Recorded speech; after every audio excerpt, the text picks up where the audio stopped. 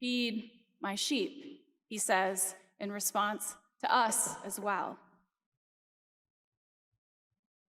But I know how I felt as a kid seeing those sheep who I wished were cute and fluffy as they stared at me with their beady little eyes. Earlier this week, when Jane was putting together the bulletin, I asked her to put a particular sheep on the cover. I think it's on the screen on the next slide. It's also in the front of your bulletin. And with a little concern, she asked me, is there a reason that you picked this picture, this sheep? And I told her that I had Googled mean sheep, and this is what came up.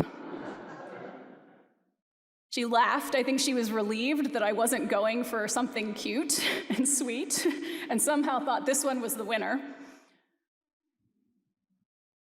Like I experienced on my cousin's farm, sheep aren't always particularly pleasant to be around, at least from the perspective of a little girl who's never been on a farm before.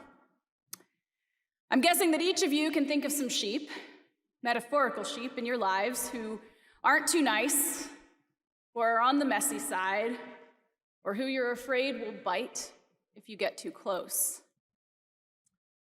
To be human is to deal with people like these, with sheep like these.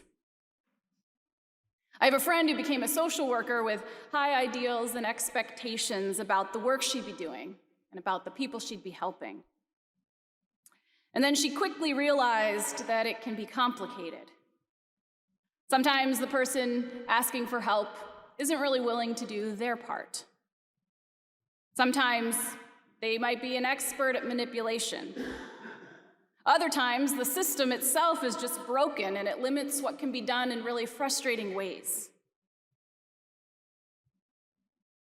After she went through a kind of period of disillusionment, she began to see that she is still there to do what she can do.